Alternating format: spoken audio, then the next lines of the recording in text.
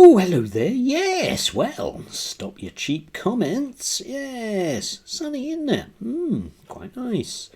Anywho's, yes. Well, I have a pussycat who's on the mend, temperature down, drugs kicking in, hopefully. Anyway, leaving all that aside, because that's important to me anyway.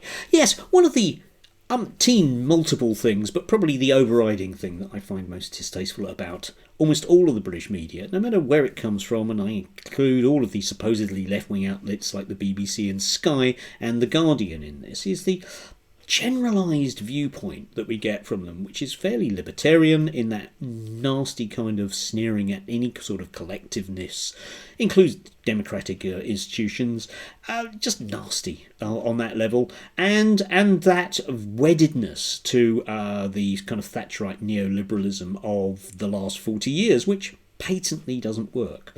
I'm sorry, it just patently doesn't work, but that won't matter, of course. Point you perhaps to just generically to Exhibit A, which made me smile yesterday, which was Loza Fox going in front of the beak, because he's been was encouraging people to support those brave patriots of the Blade Runners and take down ULEZ cameras. Yes, because after all, you can't have people making collective decisions about what to do with transport in the UK. I mean, after all, not Loza, no, certainly not Muslim guys that get voted for when they don't vote for Loza. That's dreadful, isn't it? I mean, Loza, eh? And all that stuff. Anyway, one can only hope that he'll go in front of a female beak. Yes. You see, the problem with Loza is he does fall into that broadly libertarian viewpoint of the world. He honestly believes that he is the most important person in the room, unless he's Calvin Robinson there, of course, as well, in which case that's fine. Can you imagine what the two of them talk about in relation to anything to do with females? It's really quite terrifying. Anyway, leaving that aside, let's move on to, well, some of the others, because I did have to smile at TV's Kev yesterday. Kevin O'Sullivan, who is a few years older than me, but bearing in mind I'm now officially an old git, I think we can lump ourselves in together. But there are certain people out there that just make me feel like I'm 12 when I sit next to them, and I metaphorically or otherwise want to go to a joke shop and buy a whoopee cushion, especially for them. And of course, these people cannot deal with the idea of people not buying into them being very, very, very important and right. Those of you with a certain memory might recall the Return to Eden episode on Star Trek, where a bunch of young hippie types come aboard the Enterprise, and their classic way of basically being really annoying to people like TV's Kevin are to shout Herbert, Herbert, Herbert, a bit like this. Herbert, Herbert, Herbert, Herbert, Herbert, Herbert, Herbert, Herbert, Herbert, Herbert, Herbert. Yes, annoying, isn't it? Annoying, but you just got to kind of live with it. Having been a teacher for about 20 plus years, I'm kind of water off a duck's back. But of course, Kevin can't deal with that. So we had this yesterday because, of course, it's our Kev. Kevin O'Sullivan says British teachers only instruct pupils how to be woke and left-wing. That's nonsense. I do some maths as well, yes, whilst neglecting the importance of imparting the skills necessary for civilised debate. You know what it's like when you talk to a younger person, sneers our Kev. And what it was realistically in relation to is that classic thing that TV Kev and Loza Fox and the rest of them want to do, which is to insist that young people should, well, just ultimately respect them for the wonderfulness of human beings that they are. That's the first thing. But secondly, they should just buckle down and get on with it and do things that, well, Loza Fox as that rugged individual and Kev as a rugged individual and the rest of all these rugged individuals won't do. So we ended up with this Blairite think tank. Britain First or something, whatever they're called. Oh, I don't care. Anyway, then with this is from the Mail. Britain's children should be given army-style training at school cadet camps to improve standards of behaviour. Now, the thing about that, right, okay, is something that I've been listening to for the last 40 years, certainly the last 25 or so years when I've been working in education. Every year, a bright spark, usually one of these libertarian Tory types, will say, oh, well, of course you need to bring back national service because that'll teach kids discipline. Okay, then. But, of course, it's one of those brilliantly ahistorical views of the world, because the generation that went through national service post-war gave rise to all of those kids in the 60s who became those hippies that would shout Herbert, Herbert, Herbert at you, and still continue to do so down the generations. That poor old TV Kev, no wonder he gets cross, eh?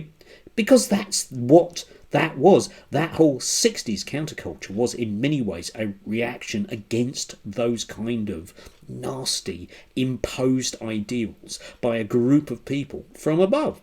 It was individualism to a certain extent, which of course mustn't be allowed with young people. It's only your boomers and enough posh rich kids of a certain disposition like Loza. Yeah, and Kev, continues with this. I mean, for example, he also did on the same day an interview with Andrea Jenkins, for some reason in a car. You're the mayor now, for God's sake. And he was saying the BBC looked down on the working class. They're only okay with working class people if it's one of them. It was a sneer, because, yes, apparently the BBC haven't been suitably wonderful towards Andrea and all the great things she's done, like stuff, yes, of course. But you see, it's fine for these people to just go, oh, well, they can do that. But I've got a suggestion for people like Loza and, the rest of them is well, if you look at these things statistically, right, okay, people in their 40s, 50s and 60s, the thing they need to do is give up alcohol, smoking and take up exercise. So let's mandate for work-based programs whereby they can spend an hour of their time after work in work doing, well, I don't know, exercise be a good idea, and tackling their overall drink problem, and maybe sitting around and trying to figure out how to give up smoking. But of course, for the Libertarians, that would be awful that you would mandate people to do that. And yet they're quite happy to do it with young people, or indeed with people like me who can just do things with young people because they aren't very good, even if, let's face it, very often they're 25 or something. And this reaches its kind of apogee with someone like, well, reformist in chief in terms of the Joseph Goebbels propaganda boss of Matt Goodwin. We didn't defeat fascism just to muzzle ourselves with our own self-censorship. Matthew Goodwin says Britain is drifting from the heritage of free speech and the working class opinions are now deemed unacceptable. Yeah, because apparently if someone like me doesn't think that some, Dame Andrea Jenkins has a brilliant track record, I'm simply sneering at her. Well, yes, I am, but let's face it, almost anyone from that last Tory administration, I think you can do. But, of course, the whole thing about this VE Day notion of, oh, well, young people today wouldn't do X, Y and Z is that Loza Fox, TV's, Kev, Matt Goodwin, Andrea Jenkins and the rest of them also haven't, yeah? They have no notion of collective action to help people generically. And their solution to things is, well, just stick people in front of a flag and make sure that the teachers don't mention anything about potential alternative worlds, like, oh, I don't know, maybe the fact that, the economic system doesn't work, or indeed that people should, take collective action and vote for things, a bit like, I don't know, ULEZ cameras, let's say. And if Loza is done for his ULEZ cameras, I have various tweets by people like Darren Grimes very much doing the same sort of thing. Maybe he should go in front of a beak. But obviously that would be bad, because he's one of the good ones. He doesn't sneer at people, does he? Well, unless they're, women or trans or gays of the wrong sort, or women, or leftists, or dog owners, cat owners, fish owners. Yeah, you get the idea. Anyway, do have a lovely day. Remember, if someone shouts Herbert at you, you can think of the final bits, obviously, because it was the 60s and it was Nixon and all that stuff, whereby the kids what had to come aboard the Enterprise ended up dying because of their idealism. But at least, let's face it, they had an ideal, whereas TV's Kev and the rest of them simply don't. They're just very, very, very self-centered individuals, and I don't find that an attractive trait. Not even in Andrea Jenkins. Oh, sneering again, eh? Do have a lovely day. Enjoy the sunshine. Enjoy.